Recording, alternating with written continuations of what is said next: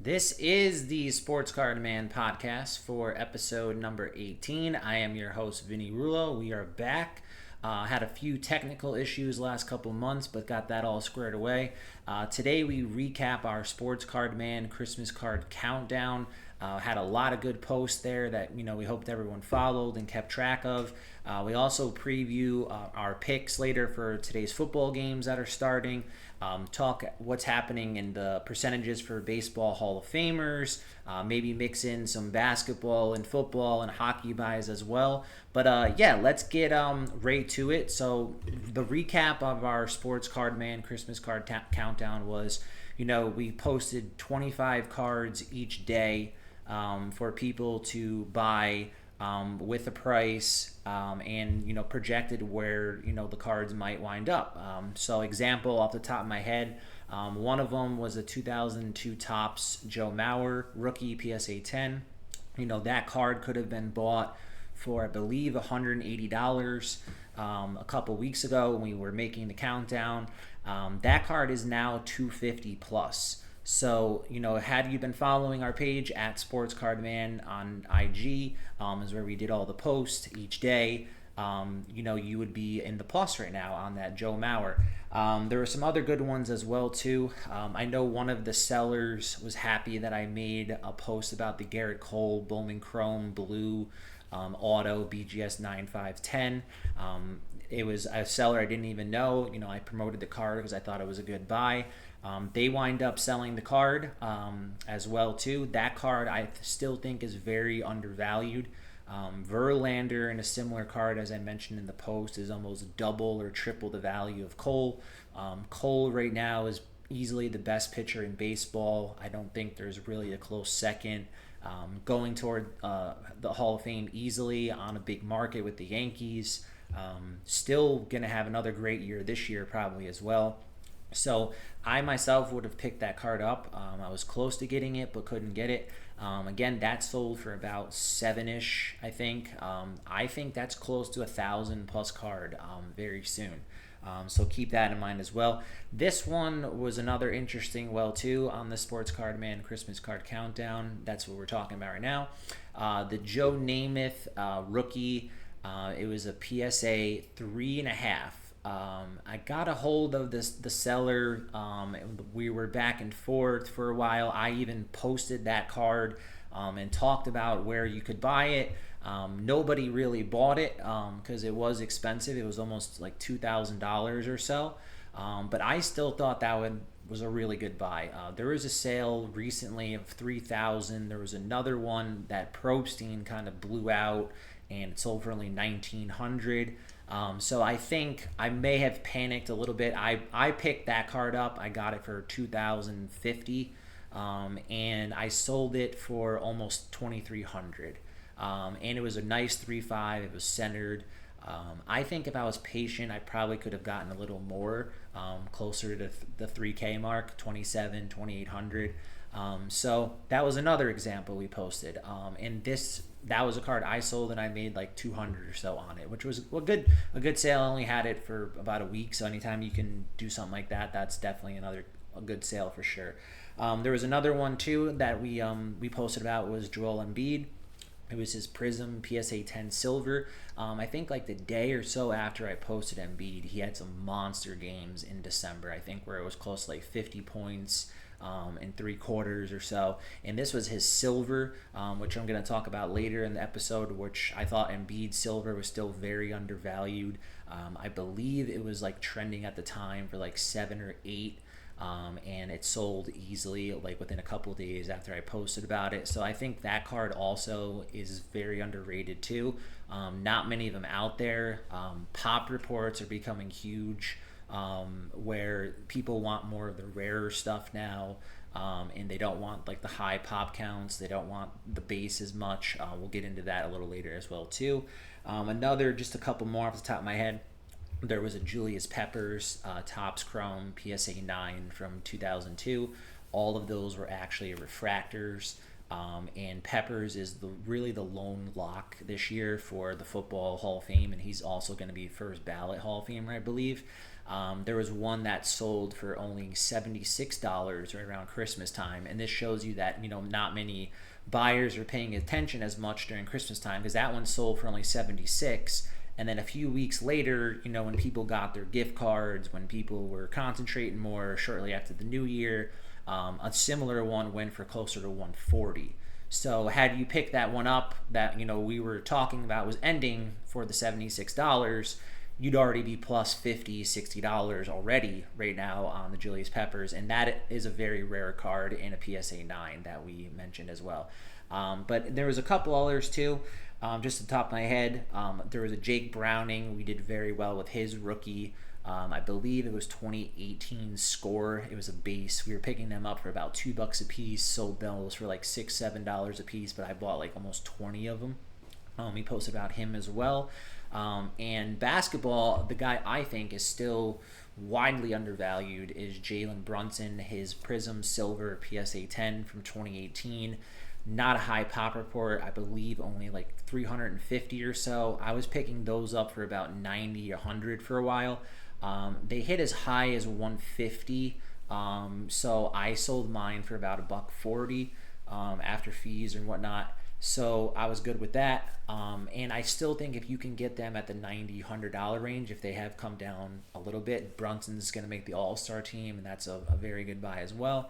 And one other quick hockey one that we did on the countdown was Artemi Panarin. We'll talk about hockey as we move a little bit later on in the podcast as well too. His Young Guns PSA 10 was about $65, $70. I believe they hit as high as 100. And now they're kind of hovering down at around 80 or so. So I still think that's a good buy at 60, 70. Last I looked, he was top 5 in points. So definitely try to pick up a Panarin if you haven't yet. Let's transition to some other quick things too. We are still doing our Sports Card Man premium account, which is at Sports Card Man Premium. So if you haven't joined yet, it's $25 to join, and you get all of our exclusive posts similar to what we did during Christmas time. We only do it for free during Christmas time, where we post where to buy the card with a projection and where to get it, this and that. So if you like that type of content, you have to join the premium to receive those types of posts. We've already have put out some for 2024 as well for people that have previously followed.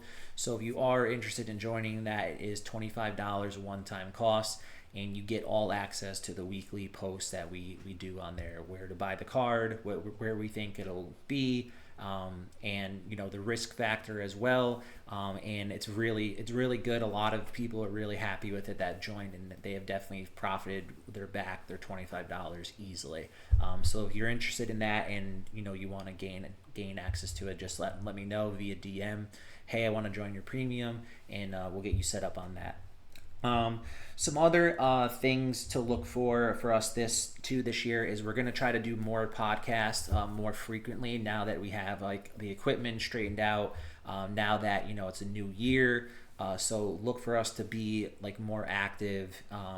We are going to be, one thing I want to announce too is I will be going to Fenway Park in May as a vendor, so we're going to be doing a lot of promotion for that show. We may try to do some other shows too as well. I've been picking up a lot of cards, which I'm going to get into very soon, and start showing you some guys what I picked up. And the last thing I'll say too on some things to look for is we might put out some type of like new course, just because I've been seeing a lot of people that have interest in sports cards. They don't know how to get started. They don't know the potential and how much money you can make. Even like establishing a good collection, different techniques that we might put out. We tried doing something like that in 2020, and we might try to do something like along those lines moving forward and putting out more different things. So just a quick follow up there as well. But yeah, let's get into some things that I've been picking up recently. So first things first, of one of my big things that I'm gonna explain real quick is right now, I think, is a great time to be loading up on baseball. And specifically, one thing that I'm doing is I'm trying to buy as many Bowman Chrome Autos and PSA 10s right now as possible. So I'm just going to show a few of them that I've been picking up and explain why I think they're good buys, and right now is the time to get Bowman Chrome Auto PSA 10s. So you could see Chase Delorder. I think that's how you say his name, PSA 10. Very low pop, very hard card to get. Pick that up for about $152 or so. I think that's going to be $200, $250 in season. I've already heard that he might be a new top 15 prospect. Luis Ariz, Bowman Chrome Auto in a PSA 10. This hit as high as close to 300 in season. He already now has 2 batting titles, one in the AL, one in the NL. So around the WBC last year, I was looking at his card and it was around 120, 115 or so. I was like, I think that's a good buy for a rise. And about a month, 2 later or so, it shot up to 300. So, if he starts out hot again this year, especially towards the top and the batting leaders for average, that's going to hit 200, 250 again really easily. And there's not a lot of these PSA 10 stuff out there in Bowman Chrome Auto first. So that's why I'm trying to get as many of them as possible. Here's a Walker Buehler Bowman Chrome Auto PSA 10, very low pop. I believe the pop is less than 30 on that. He's bouncing back this year with the Dodgers. They got him projected right now. I think he's their number 3 behind Yamamoto. They haven't even signed Kershaw back yet either. And then they also picked up Glasnow. And obviously Ohtani won't pitch this year.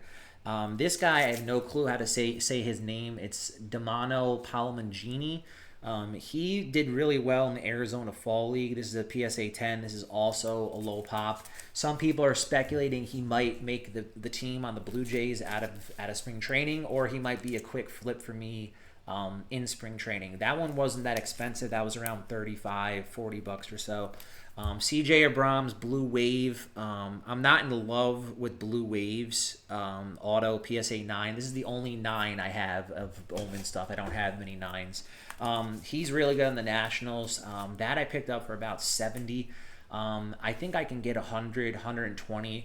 A lot of the Bowman guys don't like waves as much. They like the true colors, like the blue, like the orange, like the true gold, stuff like that. But time to time, like if they're cheap enough, I'll buy them. This I have on eBay right now. Josh Naylor, Bowman Chrome Auto, PSA 10. It's a low pop. I think I'm a little bit high in that one. I think I'm like 45, which isn't terrible. I would probably take like 65 for that, honestly. He has some upside. He started out like pretty good last year, and then he got injured. He had a couple big months in there as well.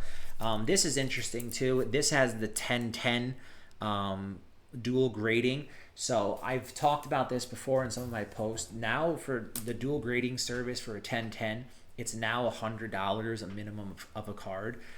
So a lot of these cards that are already graded 1010, you can pick up for like $30, $20, $40, $50. And people aren't accounting for the grading costs as much as they should be. And that was Kevin Biggio. That one was around $22 or so, or $23 or so. He's still projected in their starting lineup, and he still has some upside, but that one's nothing too crazy. Here's a Jazz Chisholm Bowman Chrome Auto 1010. I got this in a trade at a Yorktown show, which is more downstate New York. That I picked up for probably in trade for like 90 or so. Chisholm was really hot last year, especially with the MLB The Show cover. On being on the cover, it jacked up his card to probably like 200 without even the 10 auto, but he unfortunately didn't have a good year this year, so hopefully he has a better year. Here's another Austin Riley Bowman Chrome Auto PSA 10.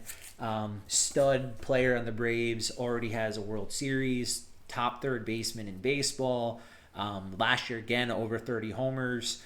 Braves are going to be right there again as one of the best teams. Just a couple more.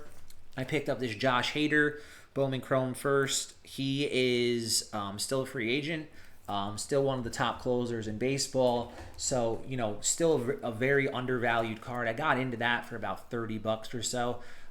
That, I think, depending on where he signs, you could get 70 for it, you could get 80 for it, and that honestly might be the time to move it, just because someone might get caught up in the hype once he signs, so that would be the time to move that. Just two more, or a couple more on the Bowman. I got two Kyle Manzardo PSA 10s. He is one of my favorite prospects for the 2024 season. Some people are saying he might start out of spring training as the opening day first baseman on the Guardians. Some people are speculating he might not. We'll have to wait and see. But regardless, he tore up the Arizona Fall League as well. I think he had like 7-8 homers. So definitely try to pick up some Manzardos. Those trend about 130, 140. It depends really on the day. I think they're going to be closer to 200 once, March hits. So like right now, if you can get some of those, definitely try to. The pop report is pretty low, where it's only like 105 of those or so exist. So definitely keep that in mind. And then this one was one of my favorite baseball pickups that I got this offseason as well. Jose Ramirez, aka J-Ram, Topps Chrome PSA 10 auto, beautiful auto, very low pop. I believe there's less than 100 of those. And that card usually in season trends at about 450. I'm into it for probably close to like 3-ish, maybe like 280 something off the top of my head.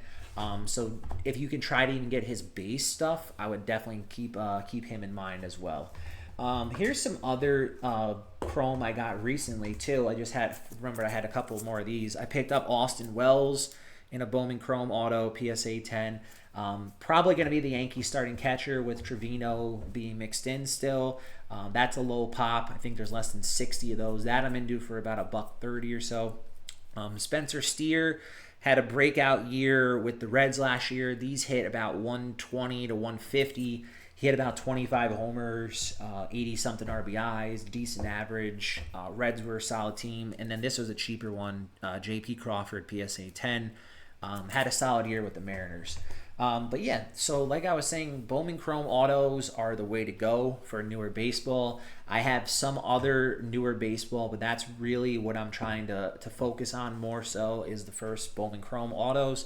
Last year, if you were following us, we tracked our Bowman Chrome Auto tracker where we tracked all the values and put them in tiers of all PSA 10s. So I knew which players were undervalued, which players were overvalued, and I might do that as well this upcoming season. That would be a project to work on probably sooner rather than later because you want to be buying Bowman baseball now versus in season when the prices get a lot higher, because some of that stuff that I just showed you, it gets a lot higher in season. So definitely keep that in mind if you're going to get Bowman, like your time's kind of running out because the players report to spring training in about a month.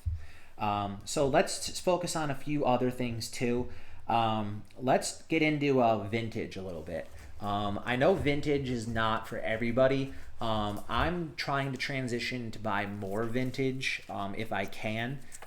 It's just because I think it's a little bit easier to sell just because there's more people that are interested in it versus that some people aren't into the new stuff, whereas everybody has an interest in the vintage. So just a few vintage things that I've sold so far. I mentioned I sold the Namath so far within the last couple weeks. I made like 200 on that. I had a Frank Robinson PSA 4 rookie that I picked up in a trade. I made about 140 on that. I had a Walter Payton PSA 6 rookie, and I made about $50 on that. And all of this stuff I had bought on different platforms and found it, different things like that. But long story short, vintage is getting tougher to find. So if you can get it, especially centered, and it's a rookie or a Hall of Famer, or you think it's like an undervalued card, definitely, or if it's a low pop, definitely don't hesitate to try to get something where it's going to be easy to resell, or you even think it's a good hold long term. This is like I like to call this my silver tuna that I picked up recently. This is my Yogi Berra SGC 4 rookie, dead centered, very like great mid-grade card, and I picked that up for about 700. I think personally that's a 950 to $1,000 card. With that being said, just because of the centering, the last sale in a 4, but it was way off centered, sold for 750. So I think personally that card is the type of stuff you want to be looking for. Just any Hall of Famers, just any mid-grade card. You can't be afraid to pay the price on something like that, just because like nobody else has that. So if you try to look at like on eBay for like an SGC for Yogi Berra, you're not going to find one that's dead centered like that. So that's just something to keep in mind when dealing with vintage as well. Let's get into a few other things too. Let's have a baseball Hall of Fame update. So the announcement, I believe, was in 11 days or so. I think it's the 24th, which I might correct on the next episode if I'm wrong.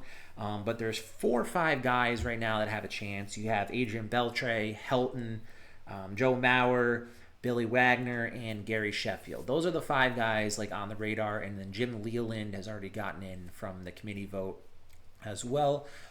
So I think in that order is the best case of Beltre is the most likely, then probably Helton, then probably Mauer, then Wagner, and then I don't think Sheffield makes it. So I think those 4 guys. I've had a couple of Heltons.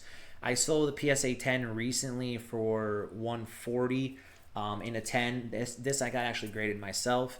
I think that card goes up to about 170, which has been kind of the peak once he gets in the Hall of Fame. But something with the Hall of Fame is when the announcement happens is the time that you want to sell the card. That's always been the case.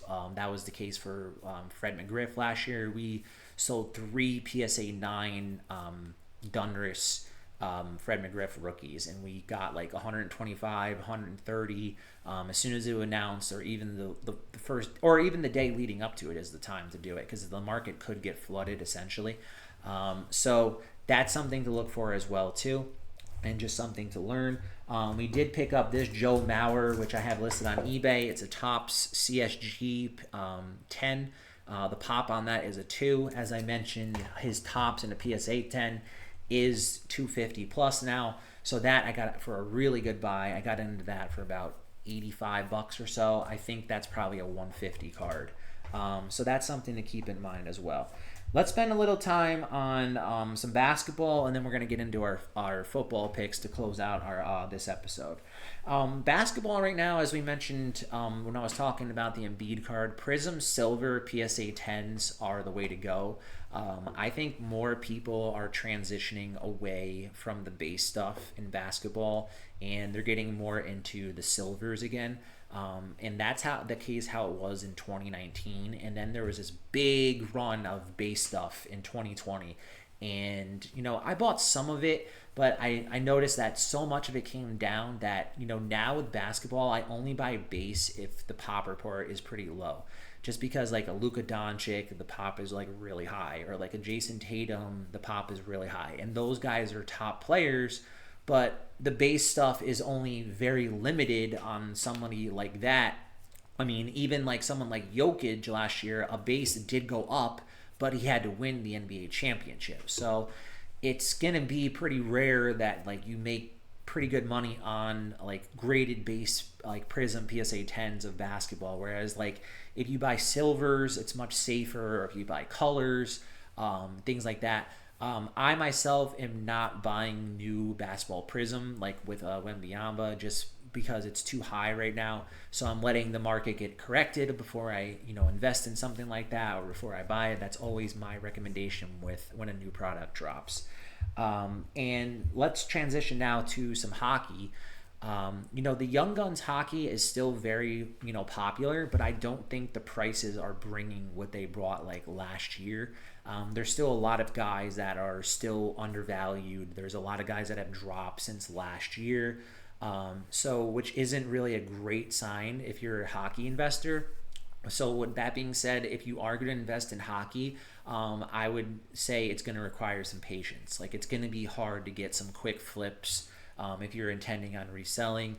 If you're intending on buying for your collection, you also want to invest in guys that you think are got chances to win rewards, got chances to win cups, things like that, or just collect players that you like would be my suggestion, just because I think it's getting a lot tougher to find like guys to flip. Like off the top of my head, like Quinn Hughes was a guy that went way up this year. But like someone like McDavid, if you bought him high in the beginning of the season, they've dropped a lot, and McDavid's are the lowest they've been in a while. And I think Upper Deck this year is taking a little too advantage of the Bedard hype. I know like a hobby box is close to like $280, $300 when typically that box is like $125, $130. I myself am not buying any of those boxes for $300. I might take a shot with like some blasters and maybe try to get one, or some different megas or something like that. But I think that's something to keep an eye on. I think the Bedard will start out very high very soon. So as we wrap up, we don't do this too often, but this is a sports show and sports cards. We're seeing a lot of like sports card people get into like their betting, who they like for their picks, things like that. So I thought I would just make some picks, and then I wouldn't really say they're great picks, but I figured why not? We'll give it a shot. So the upcoming games for today's games, Sunday's games, and Monday for the football. So first up, you have Cleveland, who, when I looked at it, they were a 2.5 favorite at Houston.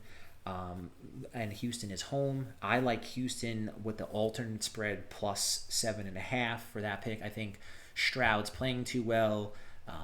The Browns were a good story with Flacco. They have a good defense, which with the plus 7.5, that means that Cleveland is going to have to win by 8. So I think that's a good safe play for game number 1. Game number 2, Miami and KC. Weather is supposed to be really bad. I think that slows down Miami, so that'll actually help like somebody like the Chiefs. The Chiefs, last I looked, they were minus 3.5. I like the Dolphins also in that game plus 7.5. So again, the Chiefs would have to beat them by 8 in order for you to win or lose the bet. And that game could go either way as well too. Very tough game. This is the lock of the day. Is the Bills Steelers, which is now being played on Monday. That spread was minus 10 Bills. I like the alternate spread with Bills minus 3, so to get you some value in case you want to go money line as well. And then the next game, Packers at Dallas. Dallas is I think a 7.5 point favorite. I would kind of go down a little lower. I think it's going to be a little closer, like a 4 or 5 point game or so. So I would take Dallas minus 2.5 would be my pick for that as well. Dallas is playing too well. CD Lamb having a monster year. They have a stud in Parsons. Jordan Love had a good year, but just don't think that it's going to be enough for the Packers to beat them. Rams Lions. This is, I think, one of the toughest games as well too. The Lions are a 3.5 point favorite, and they are home at the Rams. Stafford makes his return to Detroit.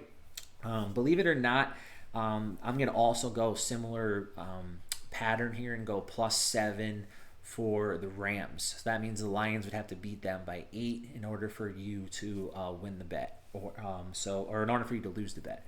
And then the last one, this is a tough game too because the Eagles are banged up. Hurts has got a bad finger. A.J. Brown, you don't know if he's fully healthy, things like that. And, a lot of their guys in their defense are kind of So I'm taking the, most likely, I think I'm going to go Eagles money line, even though they have all those injuries, this and that, just because I think, maybe like Mayfield might choke or something like that at Tampa. But like I said, that's the game I'm the least confident in. And I do think it will be a very close game. I have seen some people pick a lot of people liking Tampa, different things like that. But yeah, so that's just something to keep and follow as we close up here the next couple seconds or so. We'll be doing a lot more of posts about, content, talking about which cards we're buying and why. Next episode, I'm going to show, more of cards that I picked up, why I've been buying them, who I like, different things like that. Maybe talk about some mistakes I made, some good things I did, different things like that. So keep all that in mind and look for other content on @SportsCardMan on IG. And yeah, that's gonna do it for episode 18. And thanks for tuning in, guys. Bye.